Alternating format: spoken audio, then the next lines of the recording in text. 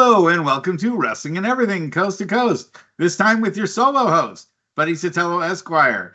And we have a very talented and up-and-coming wrestler from AIWF who was sent to us by Matt Creed. And we really appreciate him sending this young lady to our attention. And that is Ava Brooks. So, welcome and thank you for joining us tonight. Of course. Okay, so, first of all, our standard question, I know it's a boring one, but how did you get started? First of all, in just your love of professional wrestling, where did that come from? Yeah, so my love for professional wrestling didn't come until a little bit later than I feel most wrestlers do. A lot of people that I train with or wrestle with have been watching this since they're like, I watched wrestling since I came out of the womb, and I'm like, yeah, that wasn't the case for me. I was a little backwards when it came to wrestling. I was more into independent wrestling before I really started watching the Fed, but so I switched to online learning when restrictions started to come up. I was a junior in high school, and the dynamic of public school I wasn't really molding with anymore, and I needed something different. So I switched to online. I switched all of my school sports because I've been an athlete my whole life. And we started going to this gym that's close to my house, and they had boxing classes, MMA classes, kickboxing classes. I started taking all of it. Amateur wrestling, I did that for about 6 months, broke my hand and lost it all at one time, and it was very mentally taxing because I've been an athlete my whole life, and then I had Did your nothing. hand need surgery? No, thank God it did not. Thank God. I was only out for 4 months, had a cast on it, and then when I broke my hand, we started going to Imagine Wrestling in Altoona. When I was wrestling, I was like 14. You said it was the Imagine Wrestling Federation? Yeah. Okay. We started going there.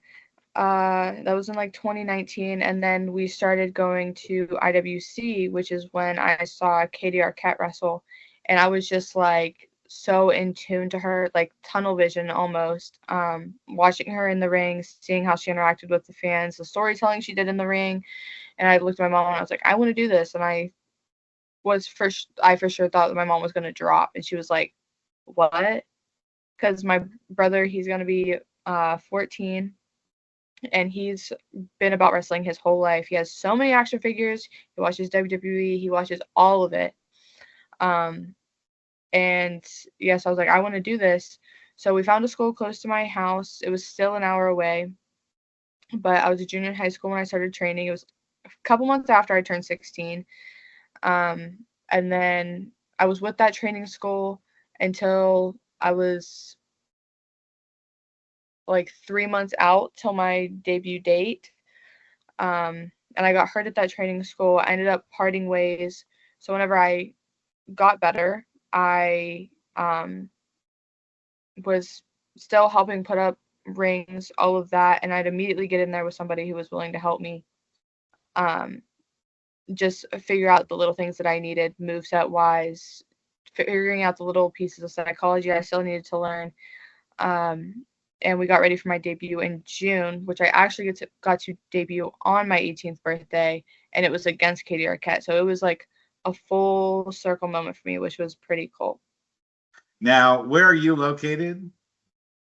So I have myself based out of Pittsburgh, but I'm 2.5 hours away from Pittsburgh, and Philly's 4 hours away. So I'm closer to Pittsburgh, but I'm central Pennsylvania. Imagine isn't that far from me in Altoona, and that's probably the closest. Well, you can answer the question with one answer, and I can tell you what part of Pennsylvania you're from. Okay. Do you care more for a Primanti sandwich or a cheesesteak? That pretty much determines what part of Pennsylvania you're from. See, and I know because I was in Philadelphia I spent a lot of time in Philadelphia, so I know this. I like both, and Oh I think no, that's why you are from I'm in. Central Pennsylvania. Yeah, so I'm literally in the middle. I have Hermanities on one side of me and cheese sticks on the other. And probably what you're kind of near Hershey, sort of. I'm not sure how far Hershey Are you is. more It's a south of good that? bit. No, I'd say we're probably like 3 hours from Hershey, Okay. somewhere around there. Are you more north or south of that, or are you really And central? either we're like, I don't even know how to describe it. So I'm in between. Well, what city? What city are you in? I might actually have been through it. Well, it's not really a city. There's like, I don't even know if it would count as a city. There's like maybe 300 people that live here. Wow. So Wow. it's like in between Altoona and in between State College, which is why I don't actually say where I'm from, because then it literally narrows it down so much to like where I'm actually located, and I'm just like, that's a little that's a little scary. Like I didn't realize how small my town was until I started traveling and like seeing all these different places, and I'm like, oh my God, where am I? This is So no tell longer me the where past. you've performed at. What cities have you performed in? So I've performed in West Newton, Uniontown, Skull Hill, I went to not that long ago. I've been up to Erie twice. Uniontown and West Newton, though, are mainly where I'm at whenever I'm booked in Sounds PA. like Erie's the biggest city you've worked in. Yeah, so I worked Keystone, ESW's Keystone, that's up there, and then Big League Pro, which is ran by John McChesney. And I'll have you know this: you cannot get birch beer here in California. That's probably one of the things I do miss about Pennsylvania is birch I beer. don't You can't I find don't it know if anywhere out I don't here. And I was crimpets are gonna not say a thing. And crimpets are not a thing out here. So so that go ahead. did I prove to you I've got Pennsylvania Yeah, cred? You know, if I that can. it was like whenever we were scheduling the podcast and you were like 7, I was like, yeah, okay, 7. And then I like re-looked at the message and it said PST, and I was like, oh my God, that's 10 o'clock here. I was like, okay, I'll be fine. But Well, now are you still in school right now, or you graduated? What's so I graduated high school actually a week before I debuted. So it was like one weekend I was in my prom dress and my heels and I was graduating, and then the next week I was in my wrestling gear and I was like, let's beat up some people. Um but so I was going to take a gap year um in between because I wanted to give a full focus to wrestling just to see what happens, because there's so many possibilities with indie wrestling.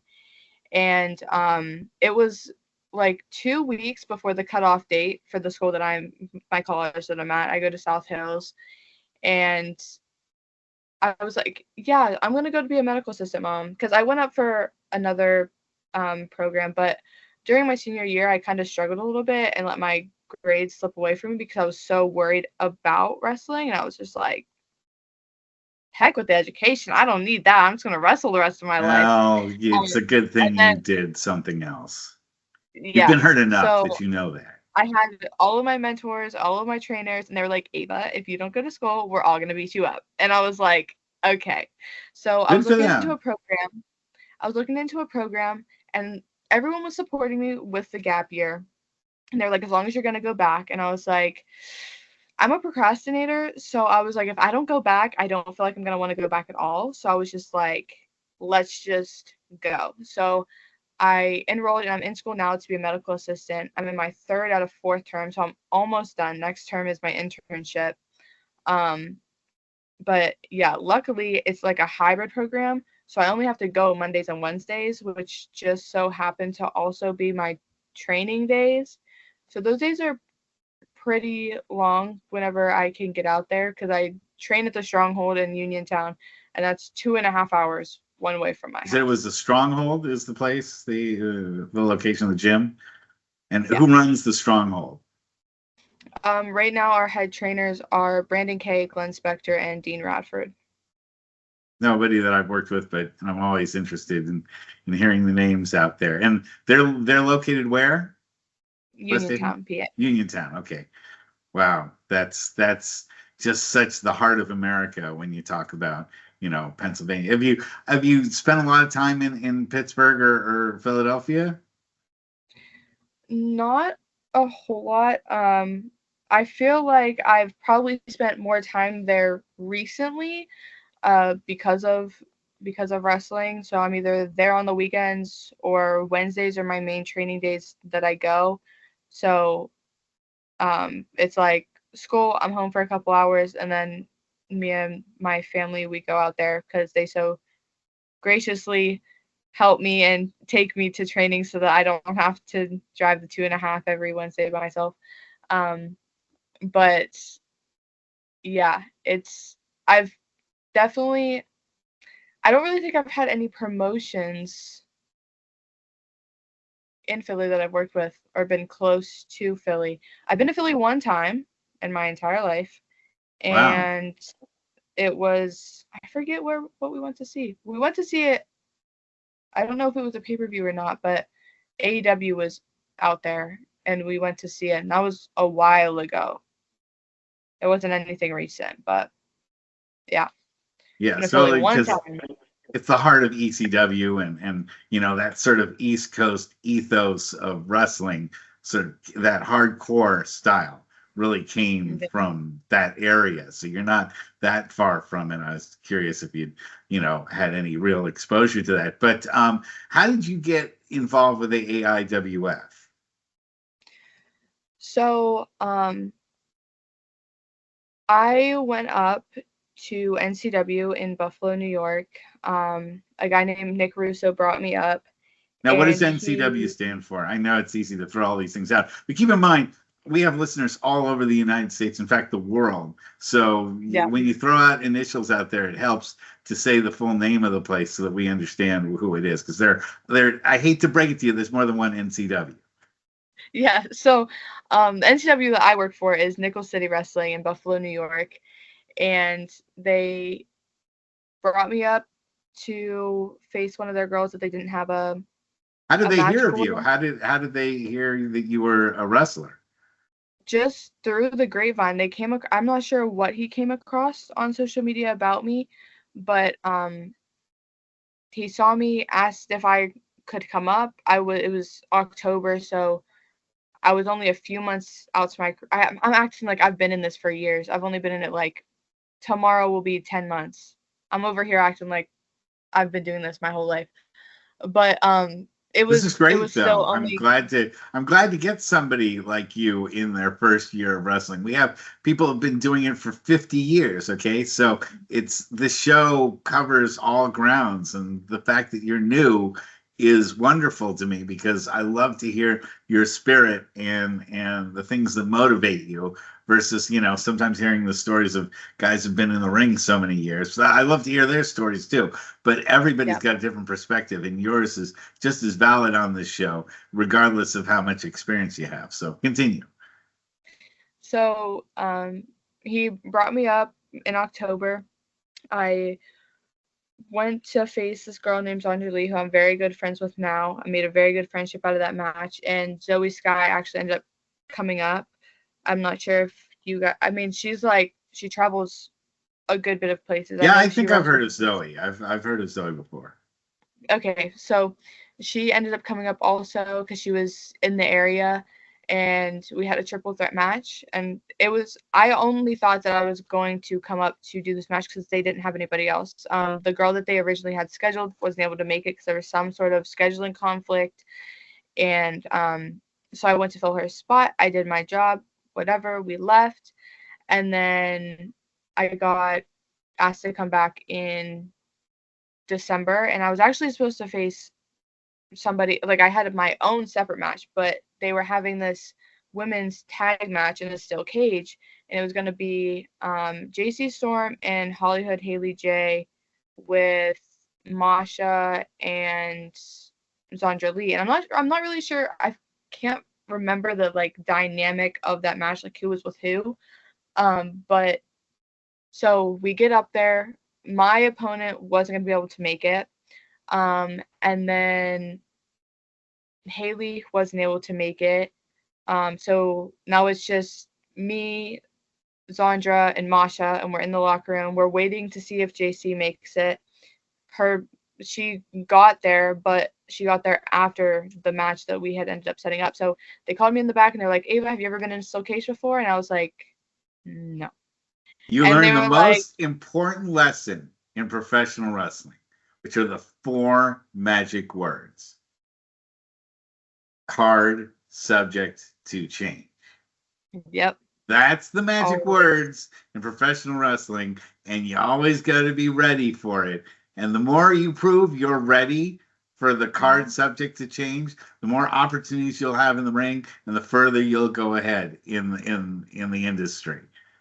Got to always live for that. They asked me, they're like, have you ever been to a steel cage before? And I was like, no. And they were like, well, you're going to be today. And I was like, okay, cool. So it was me, Masha Slamovich, and Sandra Lee in the steel cage match. And I was so nervous. Because obviously my first steel cage match, I was in there with Masha as well. I knew Zandra, but it was only the second time that I really saw her. And then from there, they just kept bringing me up. The next month after that, I faced JC in a singles match. And then Nick started working with Matt, and they had him coming down for their anniversary show, which was a 2-night event. And he was like, "Hey, Clara Carter's our champion right now. We need someone to take the belt off of her. Do you have anybody?" And my name was just so happened the one that he mentioned. He was like, she's green. She's not even a year in, but like we have full faith in her. And he was like, okay, bring her down. So it was my debut in AIWF, and I got to win their women's world belt and make Wow. history as the youngest to win it. So it was it was a lot of emotions. I think that if I, with the way that the storyline was, and we like turned me heel throughout the match, so I was fully heel at the end, I think I probably would have cried because my family travels with me everywhere. So I had my whole family there. My dad was actually helping ref the Well, show. that's beautiful. Yeah, so uh, I think me getting to be mean to the fans was the only reason that I was able to hold it together at the end. Um, but I have never been somebody that's like, I need a belt, I need to win, stuff like that. I just truly love what I do. And if they called me tomorrow and they're like, hey, we need you down here, we need you to drop the belt to so and so, okay, bet. Like, just because I lose this belt does not mean that Ava Brooks goes away. Like, her journey keeps going. Um, it just so happened that I got this opportunity very early into my career. I was 8 months in at the time, and it was just so happens that I impressed them. And I honestly think working with NCW has helped me a lot, and they've given me a lot of opportunities, and they'll forever have a spot in my heart for the things that they do for me. And now Nick helps me with bookings and getting me out there other places so I can get out of Pennsylvania. And yeah, and Matt does the same thing. So When you're ready to come to California, I would be more than happy to help get you booked out here. I am always ready. I am always ready. I know when you say that you're ready for a trip to the West, I can probably get you, or I'd like to help you get booked in places like California and Portland, where the show has connections with other feds that are out there. Yeah. And hopefully, a few of them will watch this particular interview and maybe even contact you. We never really know, but I know I can get you on Wrestling for Charity because I'm one of the bookers there. So if you want to, wrestle in Northern California, I know I can get you booked out here. Yeah, And for sure. we are looking. We definitely have some young ladies who are very talented. We've had, we're the home of where Bailey used to wrestle Yeah. for Wrestling for Charity, and I could go back and bore you with the ladies that I've worked with. In fact, when I started out as a wrestling manager, I used to get beaten up by, there was the valet. I mean, you ladies have come a long way in where you are in wrestling versus even where I started in the early 2000s.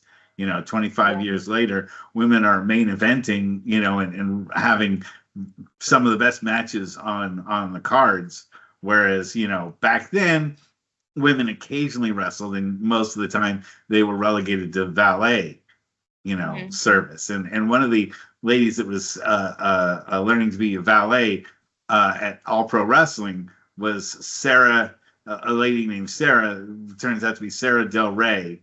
I don't know if you're familiar with her. She's the head trainer for the WWE women's. I was gonna say the name sounded very familiar. And she used to I used to call her Sarah the Stiff, because she would she was supposed to go light on me and just slug me right in the face. She was supposed to slap me, but she would hit me with her forearm right in the side of the face and in the ear. When she used to use low blows, she would miss and just clock me right, where it counted. And, all the guys would laugh, and I'd be on the floor sprawled out. But I mean, my point is that you remind me a lot of Sarah, in the sense that you have this sort of stick-to-itiveness and this desire to do the work that needs to be done, even when it's not so glamorous. And when people tell you to step up to do stuff, you go ahead and do it. And Sarah had to go through a ton of difficulties before she made it to where she is today. But I see that kind of stick-to-itiveness in you. And who I also said reminded me a lot of Sarah Del Rey when I was working with her is a young Davina Rose, who then became on to become Bayley. So I think that it takes someone of your sort of attitude to be able to fight your way through, especially because it does seem like overall your intuitiveness would be more shy. You seem like a shyer and quieter type person. So does being in wrestling help you unlock something inside of you that is louder and more dramatic? Yeah, so I have two examples of that actually that were very recent. One was just last night. We were having intermission at our show, and this girl named Lexison, who I've been feuding with at the company, walked past my merch table, didn't like the way I looked at her, came up, said, "Do we have a problem?" I was like, okay, do we actually have a problem? Put my hair up. Literally, we just started screaming back and forth. She shoved me. The refs got in between. Our head booker came out. They separated us. I just lunged at her. And we came up with this not that long before intermission started, because we didn't have a match that night. We had this month break kind of in the story, but we wanted to give the fans something so that they could visually see. And what more than having a commotion happen in the middle of intermission when everybody's supposed to be meet and greeting people and just taking pictures, having a good time. So watching that video, and it's actually been doing really good on Instagram right now. I just went off, and my dad was actually one of the refs, and he literally was out of breath by the time we were done with this little thing. I just started throwing my body. People said that, because I hate when people try to act like wrestling fans are dumb. They're not dumb anymore. I have fans message me all the time. They're like, the story that you guys are telling are great. We like how you're doing this. I've had people say, oh, whoever you're working, they look green. Fans know what green is. Fans know that things happen. And I'm not one to be around the bush. Now, if I have a fan come up to me and I can clearly tell that they think that everything in wrestling is real, I 100% feed into that, because I'm not going to ruin it for them. Nice. But if someone comes up to me and I can tell, you already know. Look, Ava, sorry to interrupt, but you No, already know something now that it takes wrestlers years to understand. Some of them never understand what you just said right there. I always talk about Buddy Sottelo's pockets of hate that you find as a manager, heel manager. Nobody cheers for a friggin' manager. I mean, nobody. I mean, there are people who like the evil side of me, but I'm still supposed to be evil, and so the people that believe in it, there's pockets of them in the crowd. You play towards that, and the rest of the crowd will get infected by them and start cheering or booing you. Got to cultivate that. And if you're if you're the face, then there's pockets of love there for you, and you find that. And the people that genuinely believe, they're genuinely buying into it. They're not. And I love the fact that you said that those people are not stupid, because they aren't. Are people that want to be entertained stupid? No, they aren't. And you can't treat them like they're stupid, or they will turn on you. Okay, that's when you start getting the boring chants. And you start getting the people swearing at you and all that other stuff that you don't want, as a face. And as a heel, they just stop being interested in you at all. You may have heard that the worst term that you can throw at somebody is, and the crowd goes mild. Because when they do, you've lost them, and that's the reason why you're out there, is to create that suspension of disbelief. Once you've made people suspend their belief, the feeling you get back from them when they applaud or boo you is what gets you to come out to shows like that again and again. Isn't that the amazing feeling? It's what I'm always trying to encapsulate to people, is what gives that connection to them. And I'm glad that at 10 months, you've already figured that out. It'll take you a long way in the business. Trust me on that. So continue on, yes. So we had that interaction that we did last night, and then it was 2 weeks ago now that I faced a guy named AJ Alexander. Obviously, he was way bigger than me, and a lot of people aren't really into the whole intergender matches, which I get. I feel like the way that we were able to do things and have the story, it made sense for that promotion, and the crowd was into it the entire time, and in that way, I give it to that crowd, because we went 18 minutes and they did not get quiet one time on us. So in moments of just like, obviously I'm beat down, whatever, and I was extremely beat down in that match, because it was the longest match that I've ever had. I did probably the most moves I've ever done in a match. And I know that wrestling it's not even fully about the moves. Like, the fans, they want to be able to connect the moves to the storyline. As long as you can get that storyline across, everything will make sense to them. But if you're just doing move after move after move, and there's no like idea of spot fest why is what they call it.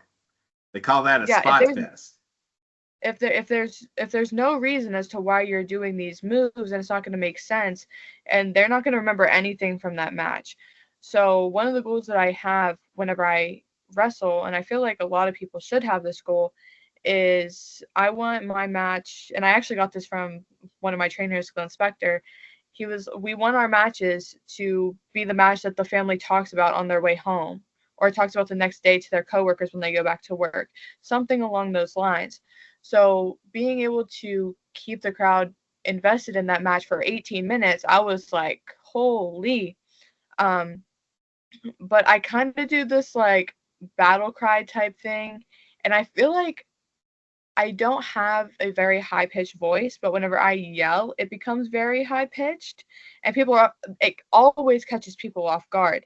So they're kind of like, I know it's late in your neighborhood, so I don't want you to wake anybody up. Don't get in trouble. Not gonna do that, not tonight. But yeah. So I just randomly screamed if I was laying there selling. randomly screamed, and everyone would start immediately cheering my name, and we'd get a chant going, and it was really an incredible feeling to have, especially having a whole gymnasium of people behind me and knowing that they were supporting me the entire way through. And, you know, the fans that 100% thought it was real, thought that I got my ass handed to me at the end of the night, which I did. My body, whenever I got to the back, completely just shut down. I gave everything into that match, all the energy that I had. Um, those fans I got messages from, and they're like, "Are you okay?" Like, what they did to you was bullcrap. They're like, "We don't like him anymore," all this stuff. And then we have the fans who they've known me since before I started training, because I was helping at shows before I officially started training. Because when I decided I wanted to be a wrestler, I was only 15, and no schools would even look at me until I was at least 16 for my parents to sign a waiver. So then I have those fans that they're And your like, the parents story signed that a you got. waiver when you were 16? Yeah. Wow, that's So amazing. I'm start wrestling. So, um, yeah, and then I have the fans that are like, we love the storytelling, we love the emotion, we love all of it. It fit together, because those are the fans. There's been so many that have seen me since before I started actually training to now, to whenever I was doing backstage correspondence stuff right before I could start wrestling, because you can't wrestle until you're 18 up here, um, legally, or the commission will literally throw a fit. But it's, The yeah, California Athletic Commission is the biggest joke in California government. If they've never shown up to a single event, not one that wasn't like a WWE or AEW event. They've never been to a indie fed ever. Although there have been people who've shown up pretending to be the athletic commission and basically, thieving money out of indie feds, coming up with like a fake printed certificate that they got off of the internet, and little fake know your badges that they. counsel, people. Know your counsel, because they'll get you. Yeah, no, I'm surprised that Pennsylvania has an actual athletic commission that does anything. Because ours, Mhm. I mean, it does for like other sports like, soccer and football and big things like that, and basketball, but they never show up to indie fed stuff. So I'm fascinated to hear that the athletic commission does anything to you indie feds and actually cares at all. Yeah. But yeah, that's probably whenever I'm like, as soon as I step through the ropes, or I'm like near a ring and I turn like the whole Ava Brooks mentality on, I, it honestly feels like I kind of step out of my own body for a second, and it's just like, whew, and I don't even know how to describe it other than switching. Well, one of my friends asked me, is Russ really like Buddy Sotelo? He said, Russ is Buddy Sotelo, but turned up to a volume 11. And that is That's kind of really, like, yeah, it amplifies the things about you that you really want to, for a performance, you want to amplify. And of course, I always pattern my character after all the, I am a real attorney, and I know lots of attorneys that I can't stand. So Buddy Sotelo is the embodiment of all the attorneys I can't stand. And therefore, when people hate Buddy Sotelo, they're really hating all the attorneys that I've ever hated. And I take that as a compliment. But continue. so yeah, I can't remember what question I was answering. Well, here's another thing that I wanted to bring up, which is that I find it tremendously touching that your family is behind you 100%. I can say that, and especially that your father is actually a ref. That's really great. Was he ever a wrestler, or did he ever? No, so he had tried to, but he had a previous neck injury that doesn't allow him to, and so whenever I started wrestling, he was like, I'm gonna start refing. So he ended up taking a few classes, and then it's actually been pretty cool because he got to ref my match against AJ. He's got to wrestle a handful of my matches so far, but yeah, my family is amazing. My mom always takes my pictures. My brother will run my merch table if I can't get up there. He always videos my match so I can look back on it afterwards, because I watched my match like 50 times after. And then my dad obviously refs, and when he's not refing, he's my personal security guard. Oh, my own father despised wrestling and never saw me perform ever. So that's always, yeah, it's although my brother was totally into it and he eventually became a ring announcer and he was also my plant in the crowd. So when before he became and he would always tell me like what spots went over and what people like hated me the most in the audience and stuff like that. It was great to have somebody in the crowd that was on my side. And then I would go and I would insult him. I would like pick him out. I don't know if you Yes, know. yes. Have you ever seen Man in the Moon with Jim Carrey?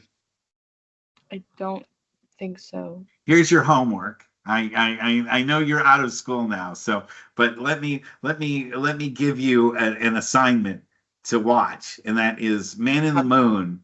It's got Jim Carrey in it. And it's the story of Andy Kaufman. You know anything about Andy Kaufman? No. No.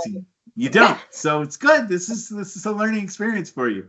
Rent it, stream it, whatever. Find it. You can easily find it on Netflix or what have you. And there was a comedian who became a professional wrestling manager, and even though he was in wrestling for a short time, he was a tremendous influence on me personally, and one of the greatest heat generators of his generation, as far as the manager goes. And I think you'd find his story to be pretty fascinating.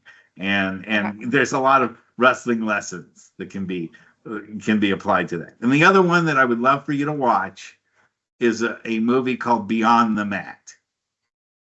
Okay.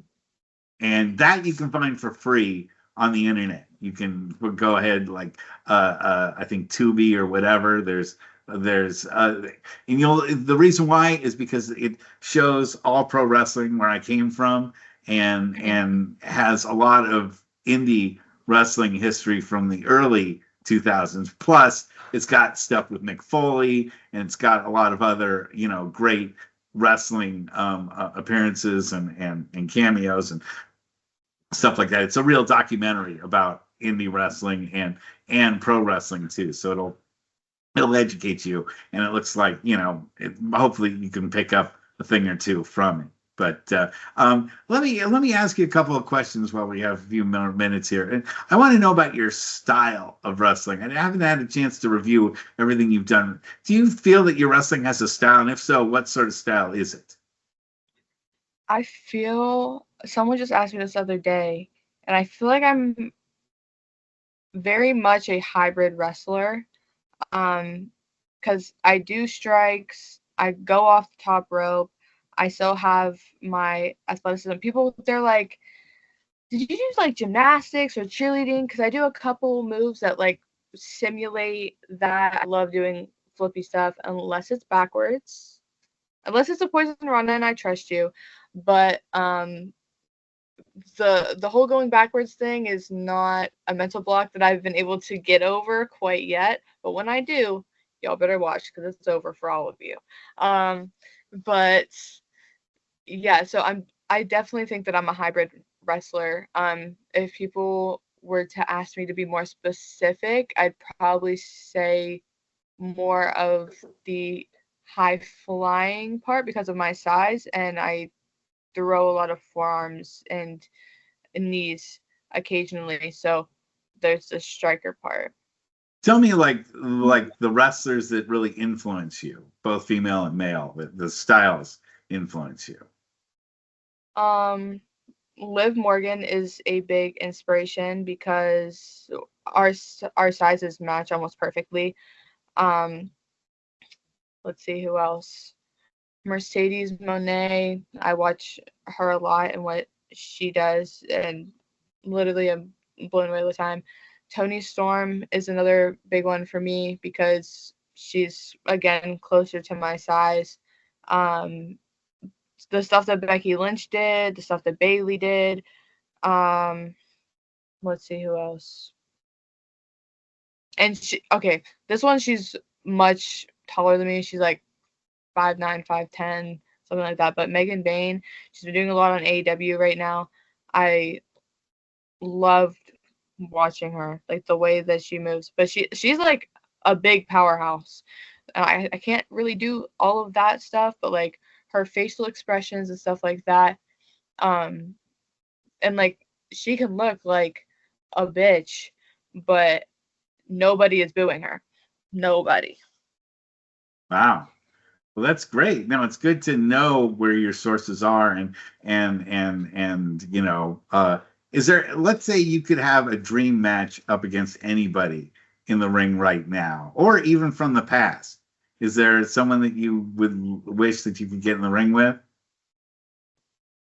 I feel like doing a match with Chelsea Green would be so much fun because I I feel like I relate to her a lot with not really growing up on WWE and watching it that way.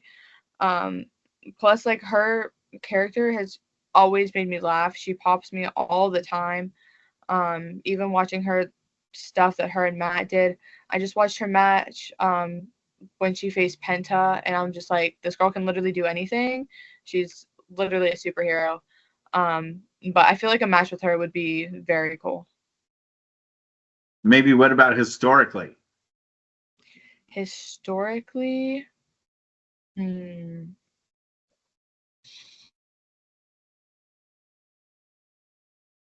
hmm, Maybe you haven't seen a lot of older wrestling, female wrestling. not a whole. So I didn't really watch a whole lot of like the Divas era and stuff before that because I feel like my mom definitely tried to keep me away from women's wrestling when it wasn't really looked at seriously, um, because she wanted to protect me, and I don't think she wanted me to uh, want to do it in those eras when they weren't really able to do a whole lot. So Yeah, I'd probably the say, diva period. You're probably talking about the diva period. yeah. So hmm. I've been looking at stuff that Stacy Keibler did, and even though she was like ballet a good bit of the time, she did some in-ring stuff, and it was not bad, like at all. So I feel like, and I mean, she's tall too. What, her legs were like 41 and a half inches long or something. I just saw a video about her today where everybody was talking about her. But yeah, I feel like that would be really fun. And then the in between period, so like Stacy, then we have Chelsea, and I feel like AJ Lee would be in like the middle for me. That's great. No, it's good to have a little bit of knowledge about the history and what women went through before being where women are today, which I'm very proud of seeing where so many of the ladies that I worked with, in an earlier time, the ones like Sumi Sakai and Bailey and Christina Von Eerie and as cheerleader Melissa. I don't know if any of these ladies are familiar to you, but they were top in the indies back in the day, and they worked hard, but they've really raised the bar for ladies like you in the future to Yeah, for accomplish so sure. much more. And I love to see that, and I'm really looking forward to this next generation of women's wrestlers to really take the sport even to a higher level than what it's been Mhm. before. And really, a lot of times for the WWE, I find myself gravitating more towards the women's matches because they're better booked and have better action on them than a lot of the men's matches. That's not usually the case. I mean, when Glow was going on, I don't know if you've ever watched Glow at all. The Gorgeous Ladies of Wrestling. I don't think so. No, you can find it on YouTube, and certainly one of my favorite guests on the show, Jeannie Basone, was Hollywood from Glow. Okay. But the wrestling on there is harder to take seriously because it's pretty it's pretty goofy in a lot of cases. Again, the women themselves were more the storyline than what Yeah. was going on in the ring, kind of thing. And I like to see that women's wrestling has gravitated away from that and gone more towards, women standing out because of the action that they provide in the ring and their skill in the ring rather than how good they look. Again, no offense to Jeannie. She is both skilled and tremendously good looking, but of course she was Hollywood, so they wanted someone that looked really glamorous. And I like to see women just with the talent coming through, and being able to make it not just because they're tremendously good looking, but because they show that talent in the ring first and then, Yeah. looks second or whatever. In fact, I notice you wear glasses now. Do you wear contacts in the ring? Or you go No, I just don't wear anything in the ring. So the way that my vision is, I can't see super far away, but I can see close up. So with same here. wrestling, I don't really need to have them in the ring. Now I know some wrestlers that they can't see squat when they don't have their glasses on, and they don't wrestle with anything. And I'm like, if you kill me, you better hope that I'm actually dead, because I'm gonna come back and beat you up. Yeah, absolutely. So tell me about like what your thoughts are for the future for yourself and where you see yourself maybe 5 years from now or even 10 years from now. Yeah, so I get this question so often, and usually it's in the capacity of, "Oh, do you think you'll be signed in 5 to 10 years? Do you like how far do you think you'll make it?" And being asked that question, like with that context, I've noticed if I think about being signed to WWE or signed to AEW, or there's a million federations out there.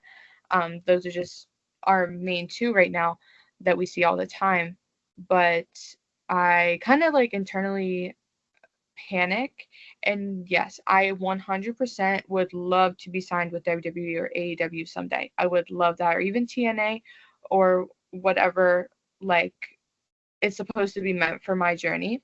Um, but when I think about that, like 5 years from now, I hope that even if I'm not signed, that I still have the same drive for wrestling that I do now, that I still have the same love for wrestling that I do now, that I still have the same outlook on wrestling that I do, because the main reason I do it right now is for the fans.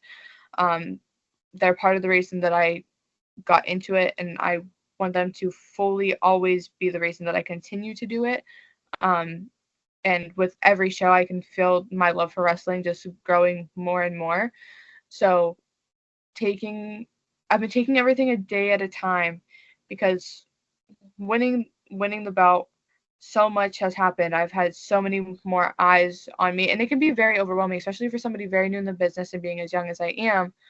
Um, and being in school and navigating adulthood, and like what like my independence and everything like that, it becomes a lot very quickly. So I kind of I just hope that for 5 years from now, that I still have this love that I have for professional wrestling, and that I'm still doing it. Um, and that's just the end goal, is taking it a day at a time and having the impact on the fans that I know that I have right now. And if for some reason my journey is never to get to AEW or never get to WWE, I'll still feel successful in myself, as long as I know that I'm giving the fans everything that I have. Um, and that I'm not disappointing them or letting them down. That's face Ava Brooks or heel Ava Brooks. If I can continue telling them the story and making them leave happy at the end of the show, that that's what I'm doing. All I wanted to do was be body slammed in the middle of the ring by somebody and to manage a big masked wrestler. That's all I wanted to do. And I've done it. and that so much more. So, if you make your bucket list a simple one, Mhm. then once you fill that bucket, everything else is just a wonderful extra for you. Once you, and I'm not saying set your sights low, but set your expectations low and your sights high. And Yeah. so that you can be happy with the things that you've accomplished. Because I've certainly seen people that come into wrestling with expectations that they're going to be champ everywhere they go and collect a bunch of belts and be main eventing every after their second match, that they should be on the main event in every fed that they go into. And then when they don't reach that, they get disappointed, they get bitter, they get angry, they're mad at everybody except themselves, and they're dissatisfied with where they are. They're never happy with what they accomplish. And I can tell within you, you've got like 10 years worth of maturity in your approach, even though you haven't done it for a year, even, you know, although I often ask wrestlers what they would say to themselves, what they would say to themselves 5 years ago or whatever. You only have 10 months, but what's something that you would say to your 10-month older self, younger self? The lesson that you've learned in wrestling that you would tell yourself before you got started in all this? What's something you would tell yourself? Uh, like 10 months from now, like ahead, No, the no. future, Ten. or If you behind? go back, yeah, Behind. 10 months ago. Oh, What's something okay. you advice you'd give your 10-month earlier self? I tell her to buckle up because she's on about to be on one hell of a ride that she 100% was not ready for. Um, like I still have those moments where like I know that I'm new. I take every opportunity that I can get, and with taking those opportunities, I've gotten better opportunities like wrestling Jody Threat and wrestling Masha Slamovich, and then winning my belt 8 months into my career. And it kind of like at some points I feel like I have imposter syndrome a little bit, and I feel like I'm like, this is not happening to me right now. Like, what is happening? Because everything happens so fast. Um, but yeah, if you were to sit 10 months ago me down and be like, okay, just talk about the last 10 months, I'd be like, huh? I would have no, like, that Ava would be speechless.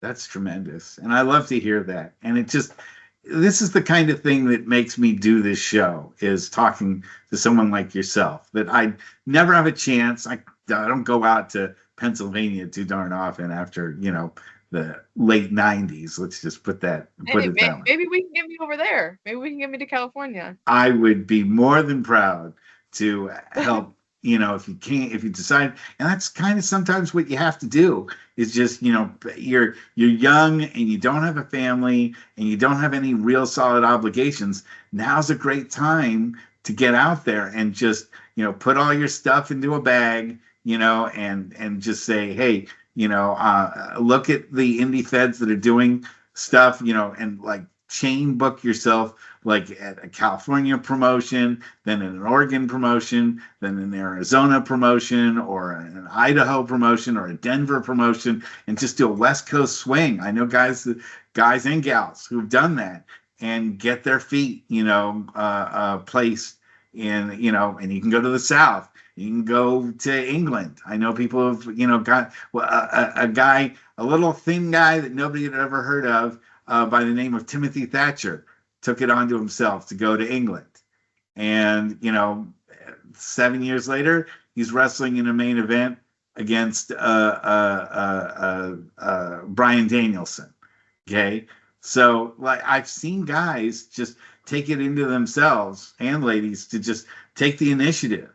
And you seem like somebody that's capable of doing that. And I think if you can and get your name out there, there's really the sky's the limit for you, because you've got everything else that you need to succeed, including the right attitude and the ability to apply yourself. And that's often what it takes. As Woody Allen once said, and I'm not sure if you know who Woody Allen is, but what Woody Allen said, he's a comedian. He said 85% of success in life is showing up. Mhm. And you show up and you have your gear with you.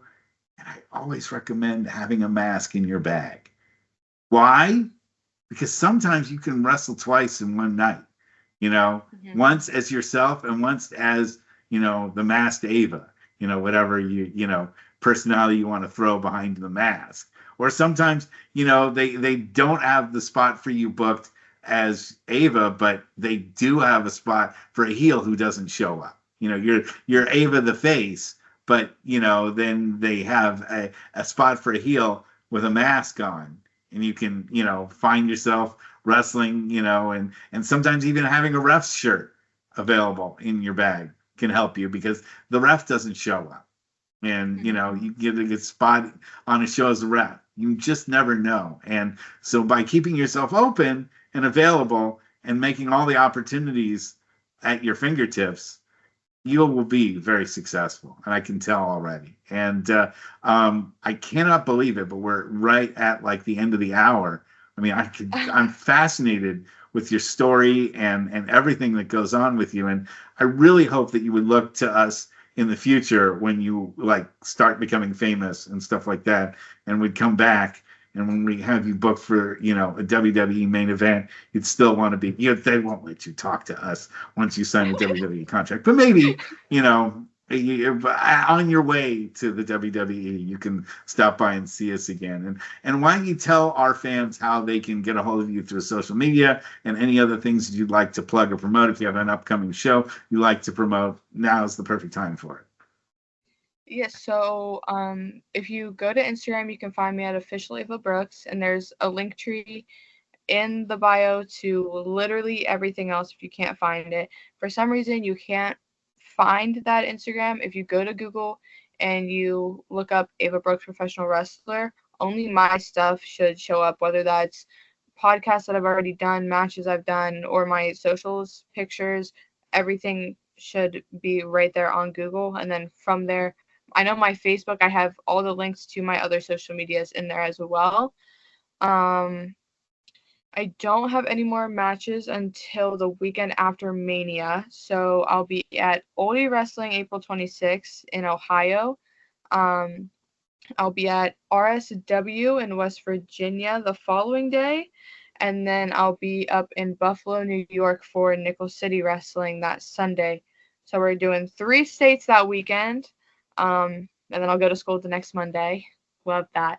But I'm super excited. It's going to be a fun weekend.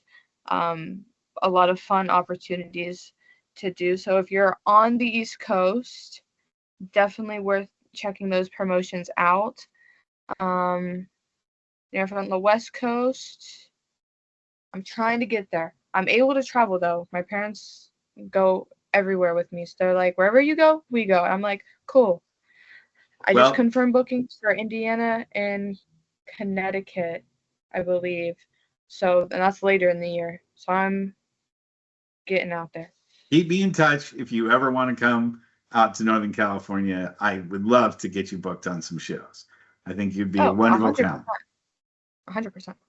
All right. I'll actually I'll message you after this. Great. Well, I couldn't have had more fun of a time having you on the show tonight. Wish our other hosts had been on here. They could have given you some other questions, but just between you and me, I'm glad that, I could just focus on you and find out everything about, everything that you are and everything that you want to become, because I think the sky's the limit for you. You're going to be a huge success as long as you stay healthy and keep applying yourself. So until then, we'll see everybody next week. Thank you for joining us. And we see everyone next week on the show. Thank you very much for being here, Ava. Good night, everyone.